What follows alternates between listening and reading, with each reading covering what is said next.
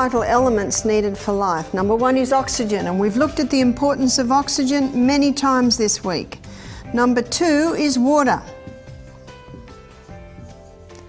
Our body from the neck down is 75% water, from the neck up 85% water. The third most vital element needed for life is sodium. And the fourth is potassium. Water. One of the first questions I ask people when they come to me for help with their health is, how much water do you drink? Here are some of the answers. Oh, I don't like water. Another answer is not much. Another answer is, I don't drink water, or I'm visiting the little house all day. Another answer is, if I drink too much water, my legs swell.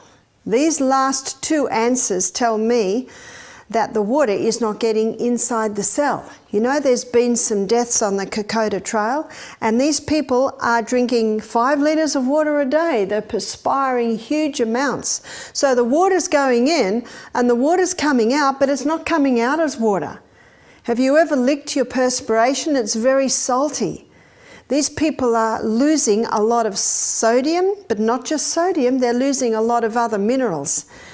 So how do we get the water inside the cell? Because these people just drinking water, the water is bypassing the cell and just coming straight out in the form of perspiration or urine.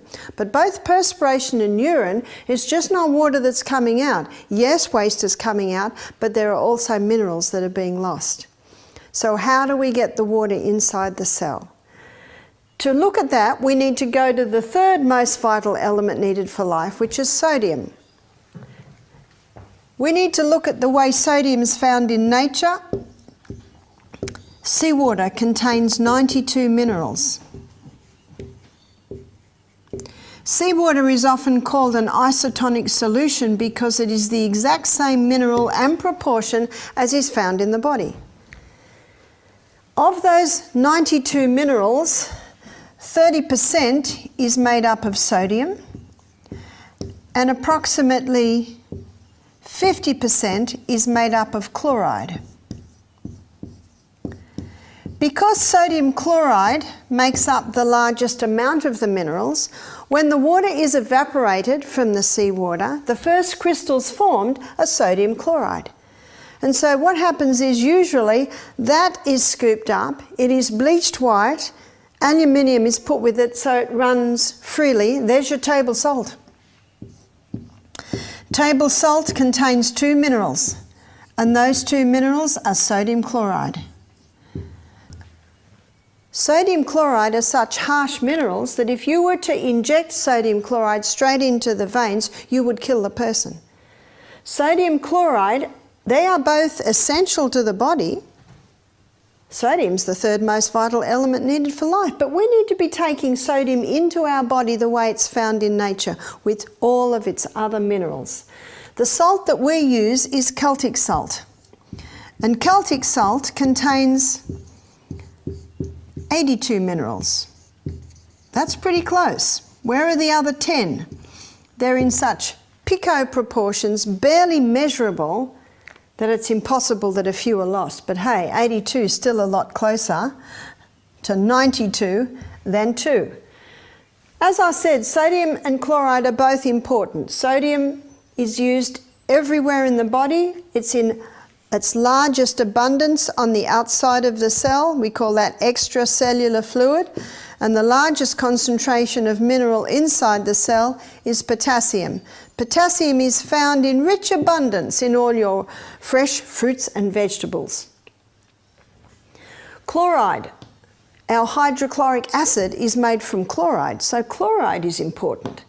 So often people are told that they need to stop salt. Why are they told to stop salt? Because they're having too much of the sodium chloride, too much of the table salt. And because it's in an imbalanced form, it's causing an imbalance in the body, right down at the cellular level. Sodium chloride are such harsh minerals that they kill the taste buds. They're harsh when they're by themselves. They're harsh when they're not balanced with all the other minerals. Have you noticed that people that use a lot of table salt, they put it on everything, and they put it on even before they taste the food? Do you know why? Because it kills the taste buds. No wonder they can't taste anything. So the more they use it, the more they have to use. Whereas Celtic salt, with all of its minerals, awakens the taste buds. You can get other salts like Himalayan salt. It has about 82 minerals. There's a Murray River salt. They're both like pink flakes. It's got about, I think, 75 minerals. So there are a few salts. If you're not sure on the mineral balance of your salt that you're buying, just ring the manufacturer and ask him for a mineral analysis of his salt. No, salt is important. There's a verse in the Bible that talks about salt. It's Matthew 5, chapter 5, verse 13. It says, "Ye are the salt of the earth. If the salt hath lost its savour, wherewith shall it be salted? It is henceforth good for nothing but to be cast out and trodden under foot of men." How does the salt lose its savour? I would like to suggest that this salt has lost its savour. It's Old English. It's lost its minerals. And what does the Bible say it's good for? Henceforth good for nothing, but to be cast out and trodden under foot of men. No, we need salt as it's found in nature with all of its other minerals. And this salt brings a balance. When someone is not having enough potassium, and if someone is not eating any fresh fruits and vegetables, their potassium levels go down. And if that same person is putting table salt on everything with its high sodium and chloride, sodium levels rise. Notice that there's a bilayered membrane around every cell, and in that membrane there are sodium potassium pumps that basically look like that. And these pumps are constantly working like this, causing the sodium and the potassium to be monitored at the right levels. But if someone is getting too much sodium and not having enough potassium, then the concentration of sodium rises, the concentration of potassium lowers, and because of osmosis diffusion, too much sodium starts to merge in to the cell. When too much sodium merges into the cell swells. There's your high blood pressure. Your doctor is right. Table salt will increase blood pressure. But the answer is not no salt, because if no salt happens, then sodium levels go too low, and the little bit of sodium that is found inside the cell, it drops too low, and then the cell swells. So no salt and table salt both can contribute to high blood pressure. We need to be having salt in its balanced form with all of its other minerals. And I think you'll agree with me, what's a baked potato without salt? What's avocado and tomato on sourdough spelt toast without salt? Salt awakens the food. And your hydrochloric acid is made from chloride. We cannot digest properly unless we're having adequate salt. Lining the gastrointestinal tract are villi. On those villi are receptor sites, and these receptor sites are to take the glucose through and into the blood. Inside that receptor site there is a carrier, and the carrier is the one that takes the glucose through and into the blood. But the carrier says, I will not accept you glucose unless you come with a molecule of sodium. When the sodium is present, then the carrier will take the glucose through and into the blood. Let me give you straight from the horse's mouth on this. This was a sentence in the Anatomy and Physiology book. Let me give it to you. Glucose, start again. Sodium is the main transport system of glucose across the brush border cell and into the blood. You will find that in every anatomy and physiology book. What's happening if someone's not having any salt? Well, there is a little bit of sodium in your food, in your fruits and vegetables. If there's not enough sodium around, not every bit of glucose can get into your blood, which explains why some people that go on a salt-free diet find their energy levels go down, because they're not getting the nutrients out of their gut as they should and into the blood. No wonder it's the most vital element needed for life. We need it. The salt that we use here at Misty Mountain Health Retreat is Celtic salt. And that Celtic salt contains 3 magnesiums. It contains magnesium bromide, magnesium sulfate, and magnesium chloride.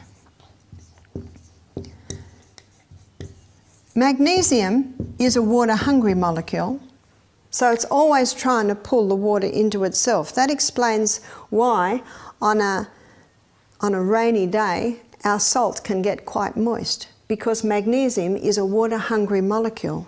So when you put a crystal of the Celtic salt on your tongue and then drink a glass of water, when the crystal's on your tongue, even if it only be for a few seconds, then the mucous membranes in the mouth are absorbing, first of all, the magnesium. Remember, it's a water-hungry molecule. And that magnesium is taken via the blood straight to the cell, and it pulls the water inside the cell. It is the quickest way to hydrate a body, is to put that crystal of Celtic salt on your tongue, take that glass of water, and it ensures that the water is pulled inside the cell. I suggest that we do it at least once or twice a day. Here on the detox program, when guests are having the exercise program, especially in the summer, and then the steam bath at night, I advise they do it about 3 times a day. That would be about every second glass of water. If you put the salt into the water, the magnesium in the salt will absorb all the water into it, so you haven't got that free access of magnesium as easily as you put it on your tongue, which will take it and through the blood to the cell to pull that water inside the cell. When the water goes through that membrane, there's a little motor in that membrane, and as the water rushes through, that little membrane starts spinning, and the spinning of that little motor inside the cell gives us a unit of energy. So when everyone's feeling tired mid-morning, all reaching for their Mars bar or cake or pie or sandwich, cup of coffee, just take your crystal of Celtic salt, have your glass of water, and you watch your energy levels have a little pickup. Because as we saw the other day, that stomach needs a rest between meals. It doesn't need more food. It needs water. And often the body doesn't know the difference between water and hunger. That's why if it's between meals and you're hungry, just have a glass of water. If you're feeling tired, have that little bit of salt before you have the water, and it'll pick you up. That's why if you're going to go and walk the Kokoda Trail, make sure you have a little bag of salt crystals, Celtic salt crystals in your pocket. Celtic salt has more magnesium than the Himalayan salt or the Murray River salt, and you can see it because it's just a lot wetter. The other salts do have magnesiums, but not quite as much as the Celtic salt. So if you're going to put the Celtic salt crystals into your grinder, just dry them out in the oven first before you put them into your grinder. When the weather's very, very wet, sometimes we have to take the salt out of our grinder 2 or 3 times a week, dry it out again, put it back into the grinder so that it can be ground at the table. When you think about seawater, that it's called an isotonic solution, which is it's the exact same mineral and balance and proportion is found in blood, found in the intra and extracellular fluid in the tissues. You can see why in the sailor's manual it says if you're shipwrecked to start sipping little bits of seawater straight away, and it will keep you alive for many days. But if the person waits 3 days till they're very dehydrated, then drinks a whole glass of water, you can see that that will put the mineral balance in and out of their cells way out, and they certainly can start to go a little bit mad. Also in the war, if the Navy had wounded men that needed a blood transfusion, they would transfuse with seawater. Remember, it's the exact same mineral balance and proportion as is found in the body. I have an interview in one of our books of a Dr. Lalangri, who is a French doctor who's written a whole book on salt. He said there are no salt issues in France, because he said in France we use the salt from the Celtic Sea. He said there are 3 books in France written by doctors on salt. There's no salt issue, he said, because we use the mineralized salt. He said if someone's got high blood pressure, I put them on the mineralised salt and it can balance it out. It's only when sodium is in an imbalanced state or lost its savour, as the Bible verse says, that it becomes a problem. So when you think about it, we cry seawater, we sweat seawater, baby swims in seawater. It's this same mineral balance. What about calcium? It cannot get into the cell by itself. It needs vitamin D. When vitamin D is present, calcium can be pulled inside the cell, and when it comes into the cell, all the other minerals piggyback on the back of it. What about glucose? Glucose can't get into the cell by itself. It needs insulin. Insulin's the key that unlocks the door to allow the glucose inside the cell. How many people today are sick through ignorance? How many people are not drinking water because their feet swell or they're visiting the little house? If you have that little bit of magnesium in the form of the Celtic salt 3 times a day, the water will get into the cell and the feet won't swell and the person's not visiting the little house quite as much. But how many do not realise that? So they're not drinking enough water, they're not having the whole salt, and the highest source of magnesium in the vegetable kingdom is your dark greens. They're not in the sunshine because many Aussies are scared of the sun today. One lady told me that every time she goes out to put the clothes on the line, she has a hat on, sunglasses, white gloves, so the sun's not even touching her. So many people are vitamin D deficient. As a result, calcium and mineral deficient. Do you remember on our first lecture, I showed you that a lot of research is showing that 92% of DNA damage is from the mineral deficiency. Is it because of the calcium deficiency? Because of the vitamin D deficiency. That's why the detective hat has to go on. Why are these things so? So many people are low in vitamin D, thus low in the minerals. Many have been given the wrong message on fat. They've stopped the fat, so they're hungry all day, so they're overdoing the carbohydrates, which overworks the pancreas. The pancreas getting weary, stops producing the insulin, and the glucose can't get in. Can you see this scenario? Water can't get in, minerals can't get in, glucose can't get in, and when you think about it, this is the CBD. This is the central business district of the whole of the human body, inside the cell. The body says, we've got a crisis here. We can't get the basic nutrients and requirements for this CBD to function in. So the body says, we've got one more thing up our sleeve. We'll just force it in. What's that called? Blood pressure. That's what blood pressure is. It's a pressure building up to force these things in the cell because we're at a crisis level. So what is the cause of high blood pressure? There are many causes, but let me write this down for you so you can put it together. High blood pressure. And with some people it'll be every one of these points, and with some people it won't be. That's why the detective hat has to be put on. High blood pressure can be caused by dehydration.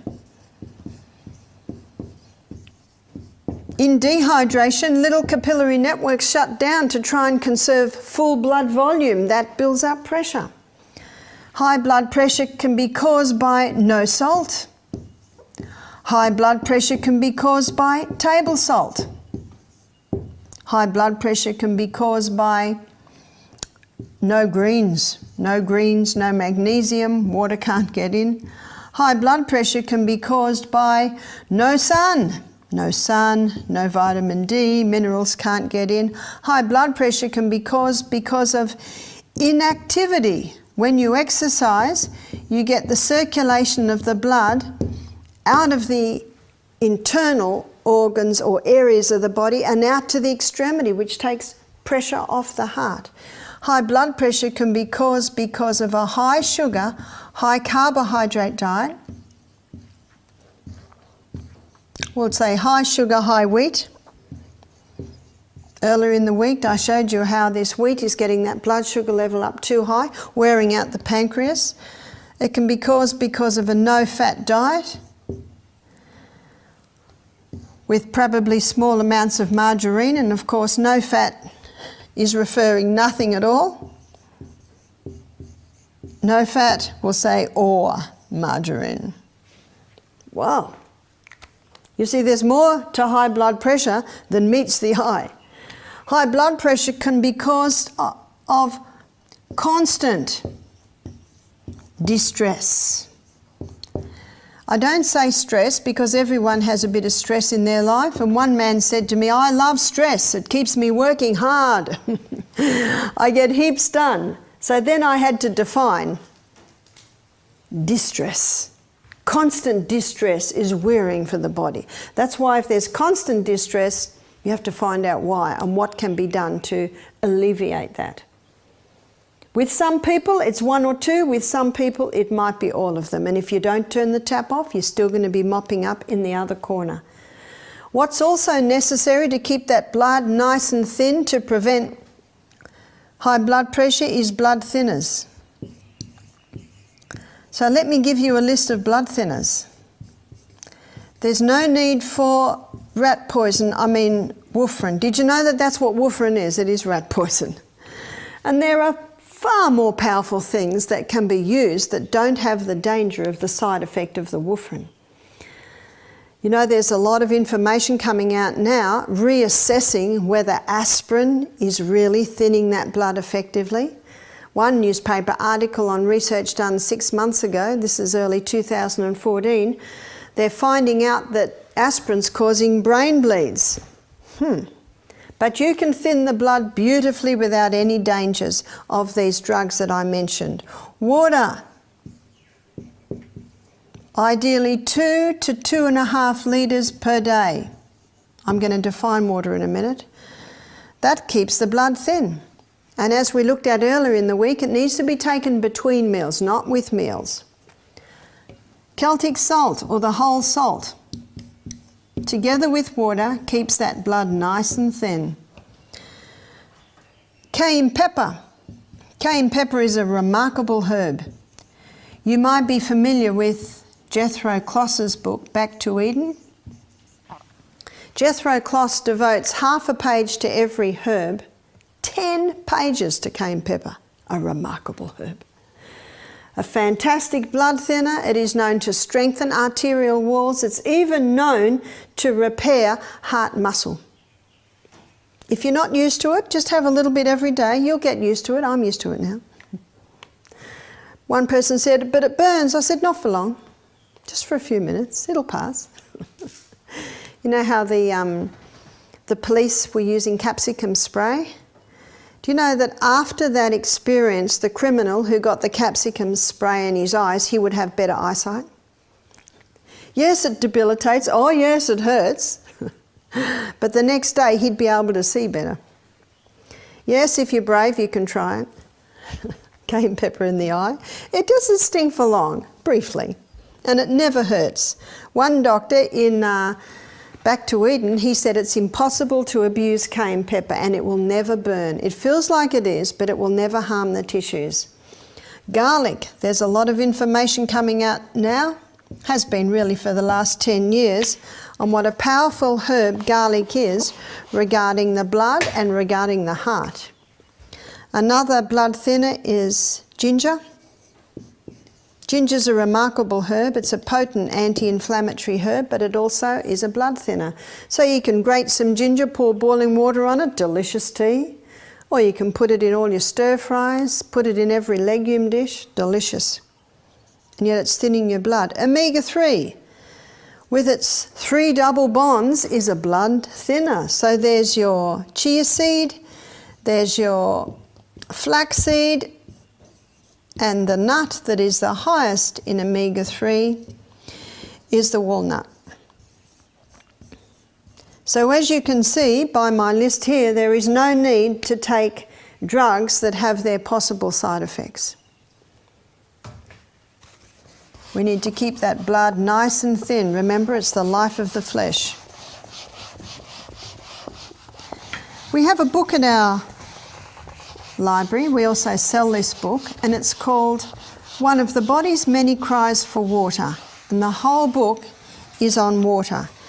it would probably be one of the most interesting books that I have ever read. Dr. Batman Gehalde, we'll call him Dr. B because it's a difficult name. He goes into every single organ, every single part of the body and how it is affected by full hydration and how it is affected by dehydration. There are two other titles to his book. Well, the first title is One of the Body's Many Cries for Water. The other title is He's Not Sick, He's Thirsty. Another title is Don't Treat Thirst with Medications. He was a political prisoner in India. I think it was early 80s, late 70s, early 80s. And in the hospital there were a lot of sick people and he only had one thing that he could use, and that was water. So no matter what the problem was, he'd give them a glass of water. 15 minutes later he'd give them another glass of water. 15 minutes later he'd give them another glass of water. He only did it because that's all he had. But he noticed as the days and the weeks went by, people were recovering. People with constipation were no longer constipated. People with stomach ulcers were no longer suffering from stomach ulcers. You see, the lining of the stomach has a thick mucosa wall on it, and mucus is 99% water. And he shows in dehydration, it's one of the first places that we lose water, is the stomach. Inside that mucosa lining, there's sodium bicarbonate, designed to neutralise stomach acid if it tries to come through. Well, in this tiny little layer here, there's no sodium bicarbonate. So very easy for the hydrochloric acid to start eating little holes in the lining of the stomach. He claims at the writing of his book to have healed 3,000 cases of stomach ulcer with water alone. He shows that a glass of water half an hour before a meal thickens that mucosa wall. Our hydrochloric acid is made from water. Today is Wednesday. Yesterday, Tuesday, I needed to drink 2 glasses of water so my liver could make enough hydrochloric acid for breakfast this morning. Yesterday, I needed to drink 2 glasses of water, another 2, so my liver could make enough hydrochloric acid for lunch today. And if a person eats 3 meals, that's 6 glasses of water the day before just to make the digestive juices. Wow, that's only digestion. That's not even mentioning all the other body parts. You see, our water loss in a day, I looked at this a little earlier, so I'll recap it. Out of the kidneys, our water loss in a day is approximately 1.5 litres. Via our skin, it is approximately 0.5 of a litre. Out of our colon, it is approximately 0.3 of a litre. If someone has diarrhea and are diarrheaing a lot, it could come up to 0.5, even 1 litre. And out of our lungs, for every exhalation, there is moisture, 0.2 of a litre. So that's a 2.5 litre loss every day. And have you noticed we've got no reserve tank on the back? The only water that goes in is the water we put in. And that's what Dr. B's book is all on. He says one of the first places it's felt is the stomach. Another, of course, is digestion. When we don't have enough water to make the digestive juices, which are the enzymes that break our food down. He also showed that in the pancreas, it is affected by dehydration. Let me show you.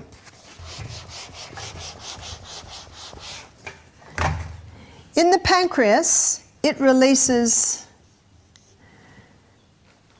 it releases 4 digestive enzymes in the gut. So we'll put gastrointestinal tract.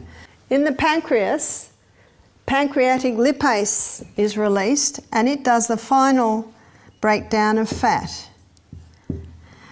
Pancreatic amylase does the final breakdown on starch. And trypsin, I'll just do a trip here, it does the breakdown of protein, and chymotrypsin, it also does the breakdown of protein. So this is 4 enzymes released from the pancreas that finalise digestion. Most people don't realise that the pancreas is probably the main organ of digestion. When people die of pancreatic cancer, they usually die of malnutrition because they haven't got the final breakdown of their food, so their food can't get out of their gastrointestinal tract and into their blood, so they basically die of malnutrition. The pancreas also releases 2 hormones from the blood, and this is glycogen and insulin. Now those hormones are released into the blood, and they're the ones that control our blood glucose levels. If they go too high, insulin gets it down. If they go too low, glycogen gets it up. These hormones are constantly balancing the glucose levels in our blood. Very important organ is the pancreas. All of these hormones and these ones here are made from water. So a person can develop diabetes, digestive problems, all because they're dehydrated. Let's move on down to the colon.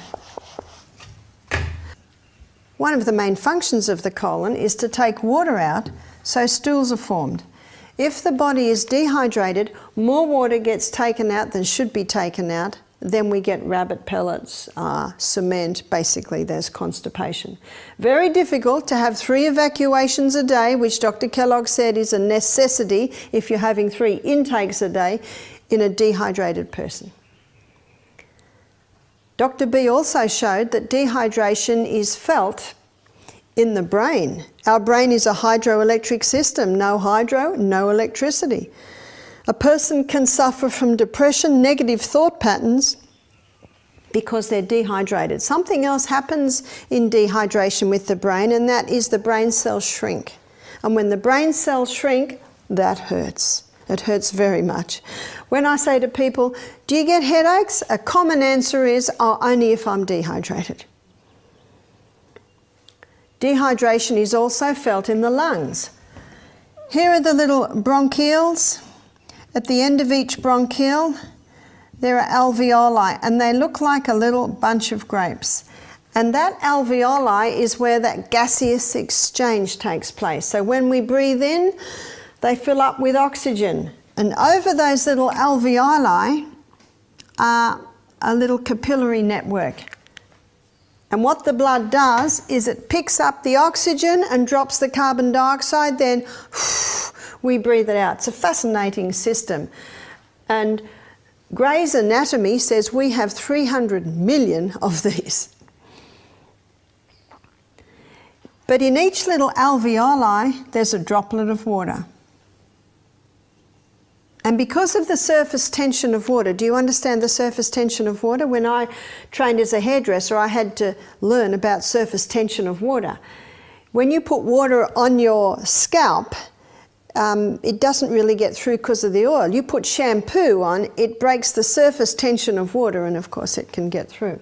Because of the surface tension of water, and this little minuscule droplet of water in the alveoli, when you breathe out, the majority of your carbon dioxide is breathed out, and so you can get a full quota of oxygen back in. In dehydration, we don't have that little bit of water, so when the person breathes out, they can't breathe out all their carbon dioxide, so that when they breathe in, they're not getting as much oxygen as they could be getting. So here's another point with the most vital element needed for life. We need to be well hydrated to be able to get that oxygen, and we need to be having the proper salt and all of its minerals for the cell to utilize that water. So you can see they all interact with each other. We need all of them. I had a man do our program, it's a few years ago now, he's 44, and he had 3 main problems. He had a very congested chest. You see, in dehydration, to try and conserve the water loss with each breath, the little bronchioles shrink up. He had chronic headaches. You see, the cells shrink when we're dehydrated. And he had lower back pain. Did you know that 75% of our upper body weight is held in our lower back by water? So in a dehydrated body, there's not as much water there that should be there, and the back hurts. The lower back gets painful. So he had these 3 main problems. I said to him, how much water do you drink a day? He said, I don't drink water. I said, no water? He said, no, I don't drink any water. He said, I don't like it. He said, I have a lot of headache tablets and I drink it down with Coke and cups of tea and coffee. Aha. And he was living on the pills because he had so much pain here, he had so much congestion here, and he'd have antibiotic after antibiotic. Do you know, on last night on the news, 7:30 report stated that because of a little boy who nearly died from too many antibiotics, they're saying now doctors must stop prescribing so many antibiotics. It said last night on the news that Australia is the highest user of antibiotics of any country in the world. Isn't that incredible? Can you see what's the use of the antibiotic if this man's remaining dehydrated? That's why the detective hat has to be put on. Why are these things so? I said, no water? He said, no water. I said, As he went through the program, he started drinking more water. He started to drink almost a litre a day. Now, the student might say to me, no, Barbara, he's supposed to drink at least 2, maybe 2.5 litres a day. I said, it's pretty good. Yesterday it was none. Build it up, little by little, build it up. By the end of the week, he was drinking 2 litres of water. He said, this is amazing. He said, I haven't had headaches for 2 days. He said, first time since I can remember. He said, my chest is getting a lot looser. And he said, my lower back pain is gone. Whoa. What was his problem? It was dehydration. Can you see if that point's not addressed? The osteopath who's trying to fix his back isn't going to go far. The doctor or the naturopath that's trying to fix his lungs aren't going to go far. The neurosurgeon that's taking scans of his brain to try and find out why it's working is not going to get anywhere when it's just water. If someone has headaches and say to me, but I drink 2 litres of water a day, my answer to that is, well, it's not the water. Let's go one step further and find out what it is. And it could be many things. That's why we have to be detectives. Have you ever seen Hercule Poirot, Agatha Christie's detective? He notes things no one else looks at. There's a little thread on the carpet. There's the little nick in the curtain. And everyone's rolling their eyes at the silly little things he's looking at. But in the final assessment of finding who did the crime, those little points in the puzzle turn out to be some of the most important pieces of information. We need to be private investigators. We need to be Hercule Poirots. We need to look at every point. I don't think we should run ourselves ragged finding every little point, but when you start investigating, you start to get an idea. And it was not hard to find out why this man was having his problems, especially at the end of the week when his lower back pain was gone, his headaches were gone, and his chest was almost totally clear. It can take a little bit longer for all that to come up. I saw him 6 weeks later. He jumped out of the car, he had a huge smile on his face. He had a big bottle of water in his hand. He said, 3 litres a day. He'd got his life back. It can be that simple. And that's why anyone that comes to me for help, I go through these 8 laws, because these are the true remedies. And often you can find little glitches here and there that give you an indication of why these things are so. A friend of Michael's is a bricklayer, and he rang up Michael the other day. He's a bit of a rough bloke. He said, I got this lower back pain. He said, I've been to the chiropractor, he can't fix me. He said, all the blokes on the job site are getting it. Michael said, what do you drink? He said, we all drink Coke. How much Coke do you drink a day? A couple of litres. Michael said, well, I've got a simple little test that you can try. Get rid of the Coke and drink water. He said, water? I said, is it just water? Michael said, do you remember that one? Remember what you used to drink? He said, righto, we've got nothing else to lose. Do you know, within a couple of days, all the men had no lower back pains. All the men were coming alive. The work on the workforce improved. The output improved. They were all so happy. What was the change? It was just water. One of the problems with things like Coke, and coffee, they contain two major dehydrating agents, which is the caffeine and the sugar. And so even if the person drinks 1 or 2 glasses a day, they're still not getting hydrated because the coffee and the Coke are taking it all away. It must be water and water alone. What's the best water? Well, the best water is pure water. And most taps today contain water that has fluoride and chlorine in it. The chlorine's not a huge problem because if you pour a jug and put it on the bench, within half an hour the chlorine has all evaporated. But there is a problem with the fluoride. So we must get water filters. I think reverse osmosis is the main filter. There could be more. Please do a search on it. I can't assure you because I don't know enough about water filters because we've never used one because we've always had the rainwater or the creek water. We have beautiful water here. So very important to drink good water. One man said to me, what about an alkaline water machine? Well, as you saw yesterday in our acid alkaline lecture, alkaline is very important, but alkaline water is not going to do a huge amount if the person is eating a lifestyle that is all acid, eating a food program that's all acid, or partaking of a lifestyle that is all acid. It is true, an alkaline water can be a contributing factor in the whole picture. So water. We need water. It's a not negotiable subject. You just got to find out how to get it in. I never used to drink water. I was breastfeeding or pregnant non-stop for 14 years. My last baby, I breastfed for 3 years and I hardly ever drank water. I drank maybe 1 or 2 glasses a day. I commonly had headaches, commonly had migraines whenever we travelled. I hated travelling in the car because I always had a terrible headache at the end of the day. I also used to get terrible sinus problems. Do you know I don't get any of that now? When I discovered the importance of water drinking, little by little I started to implement it. I used to say to my friends, I've just discovered a new medicine. The kids aren't getting colds anymore, a whole lot of things happening. And they said, what is it? I said, water, just water. How many people get up in the morning and they don't have water? And in the morning is the most dehydrating time of the whole day. The best way to take water in is little by little by little by little. Your body can utilize it better. It's like a plant. If this plant was dry and I put 500 ml of water in there, we know where it would go. It would all run out the bottom. But if I put a half a cup in and then I come back and put another half a cup in, then I come back and put another half cup in, I can maybe get nearly a litre in there without any running out. And it's the same with the body. Little by little is the best.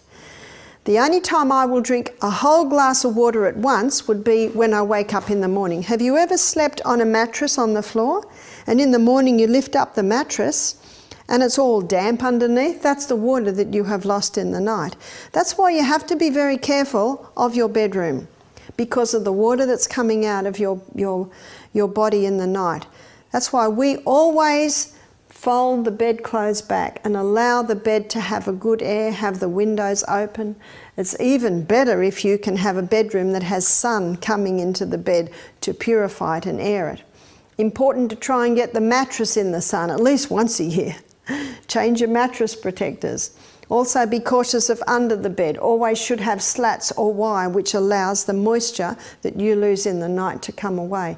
Many people are tired when they wake up because of the air in their bedroom. You must very, very careful on the air in the bedroom, and as we looked at earlier, the electromagnetic field in that bedroom as well. So water is lost every day, water must be replaced. And here is a good rule of thumb, 25 kilo of body weight, not 2 kilo. 25 kilo of body weight to 1 litre of water. That's a good rule to assess how much water the children drink, and it's also a good incentive for weight loss, isn't it? I always said to my children when they wake up, and I say to my grandchildren now, have you watered your garden yet? What's the garden? Of course, it's that lovely flora inside your gut. In that catalyst program called Gut Reaction, one professor said, there's a literal jungle in there. So I say to my grandchildren, have you watered your garden yet? and they come up in the morning and say, Grandma, we've watered our garden. I said, I'm so pleased. I'm so pleased because now you can have breakfast. So it's always a rule in the home. If the child doesn't want to drink water, my answer is, I'm so sorry because you can't have breakfast now. It's very simple. So lots of little ways to encourage the children to drink water. You will notice if the children don't drink water, as soon as they've eaten, then they want to drink their water. And what the water does is it neutralises the stomach acid. We need that stomach acid to be about a pH of 2.5. That's very acid. And your stomach needs to be that acid. You will not feel it because you drank a glass of water half an hour before the meal. You've got a nice thick mucosa wall there, so you will not feel it. But that pH is necessary for the enzymes in the stomach to be activated to be able to break your protein down. That's why you stop drinking about half an hour before the meal and you start drinking about an hour and a half to 2 hours after the meal. If someone's thirsty when they eat, by all means have a mouthful, but at the same time it needs to be assessed how much water has been drunk. So you can prevent needing to drink with your meals by drinking between your meals. As I said with exercise, not negotiable subject, and so is water. It's a not negotiable subject. And if you get sick, if you have diarrhea or constipation, or if you have a headache or cold, up your water intake. Dr. Christopher in America, he said, here's a sign to tell if you're drinking too much water. Put your head on the side, and if the water comes out your ears, in other words, it's almost impossible to drink too much water. The only time you could drink too much water is if you're not having those minerals. So as soon as you start drinking more water, you will start to lose a few more minerals. So it's very important to have the proper salt. My suggestion is about a teaspoon of salt in a day, over the day. If a person's not used to having salt, I say start small. Start small, just little by little increase it, and your body will adapt to that. Just as it adapts to no salt, it will start to adapt to proper salt. Third most vital element needed for life. Water is an amazing substance. Water can be used for healing too. Hydrotherapy is a huge subject. I have whole books written on hydrotherapy, which is water therapy. And the steam sauna that our guests have at night or in late afternoon, where they go into the little steam hut for about 10-15 minutes and then have the cold shower, or if they're brave, they can run down to the creek and dive in the creek and then back in again. We're doing hot and colds. And by the third steam, the body temperature, the core body temperature can sometimes be up to 40 degrees. And when the body gets up to 40 degrees, circulation, metabolism increases by 400%. That's quite remarkable, isn't it? So when circulation and metabolism increase 400%, that means healing is increasing by 400%. Elimination of waste is being boosted 400 times. So that's quite remarkable. Not everyone has a steam bath, but it also explains why this is such an important part of a detox program. As I told you earlier, up to 70% of body's waste can come out of the body when the body's given the right conditions, and that condition is that steam. The only time a person may not be able to handle the steam is if they go into the steam bath dehydrated. So very important the person be well hydrated when they go in. But I'd like to just give you some very simple treatments now that you can use in the home. I had a lady ring me up one day and she said, Barbara, my 10-year-old has just trodden on a rusty nail and she's not vaccinated. I said, aha. She said, we have your poultice DVD, and so we've put a grated potato poultice on the wound. I said, good, that's a good choice. She said to me, but it's still a little bit swollen and it's still a little bit sore. I said, aha, well you can go one step further. Get 2 buckets of water and make one very hot and put the child's foot in the hot water for 3 minutes. How hot? As hot as the child can stand. We don't want to burn the child. I always put a person's foot in my hand and I put my hand in the water, so my hand is filling the water.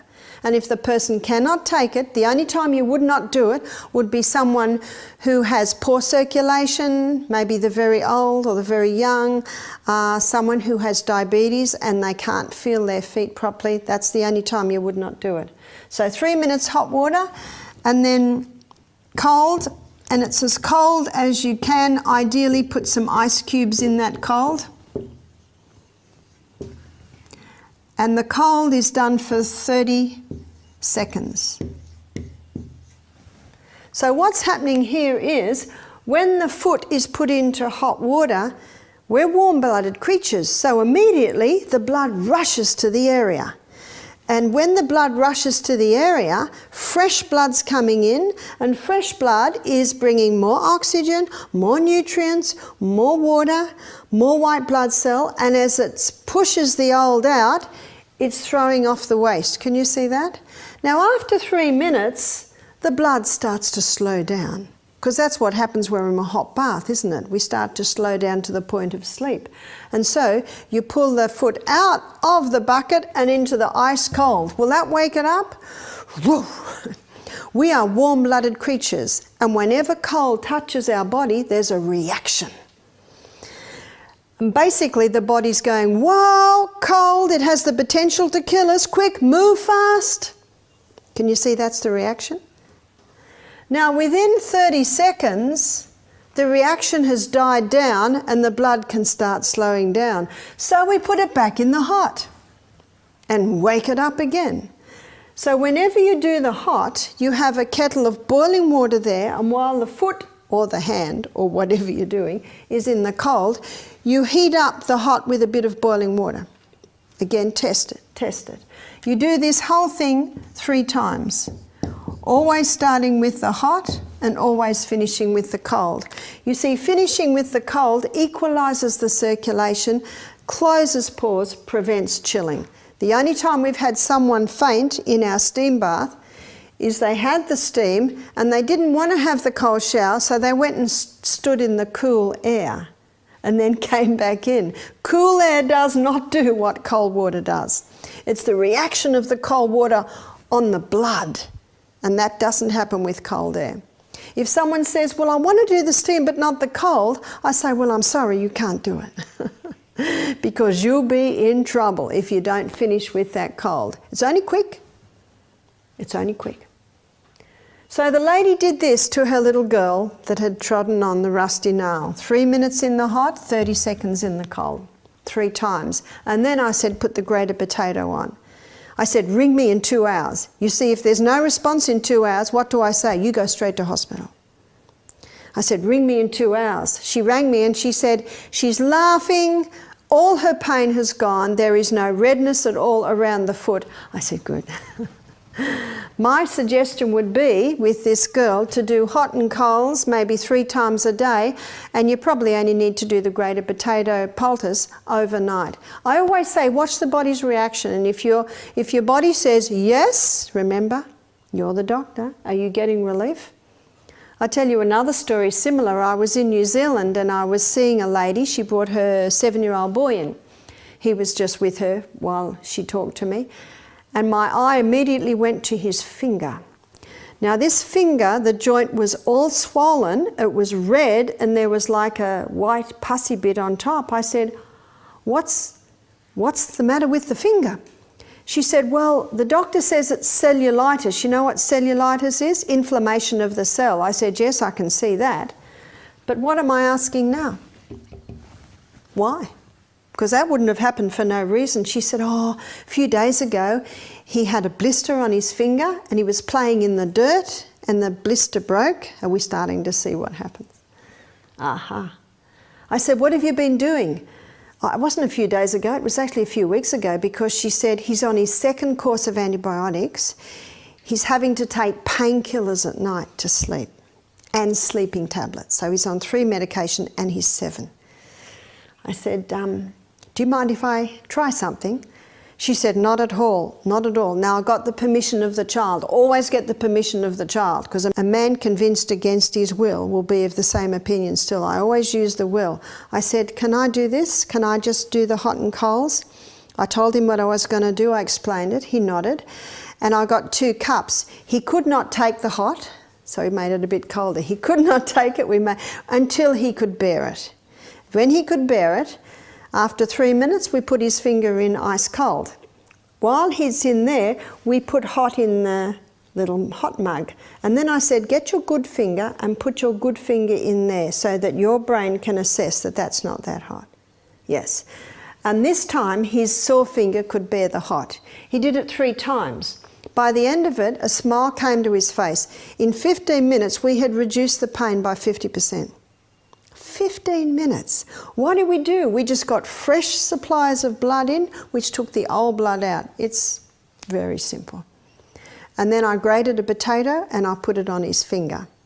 His mother rang me the next day. She said, this is amazing. He woke up in the morning and said, can I do more hot and colds? So he'd experienced the relief. She said, by the end of the next day, by the second grated potato poultice, all the junk came out.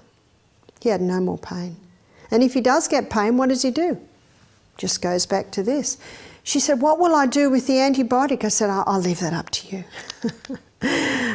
I can tell you what I would do if you would like to ask. She was so excited. It's so simple, isn't it? It's incredibly simple. So water's not just a powerful thing to take into our body, we can use it externally to bring relief with simple ailments. And before I close, I'll just give you one last one, which every home should know this remedy. And this is a straight hot foot bath. And it's done for a headache.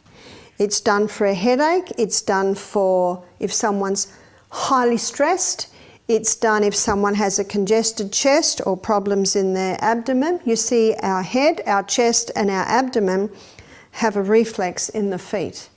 And often there's congestion of blood if there's a problem here or in the head. So you put your feet in hot water and basically the brain goes, whoa, the feet need help, send extra blood down. So it takes the blood from the congested area. We have many guests come here that have headaches from caffeine withdrawals. So we're doing lots of hot foot baths. 20 minutes in the hot foot bath, maybe every 5 minutes another little bit of boiling water. When the hot foot bath finishes, they put their feet up and you pour cold water over their feet and then dry it. Very simple treatment. Very simple. If someone's stressed out, bad headache, congestion in these areas, that's called a straight hot foot bath. You'll never look at water the same again, will you?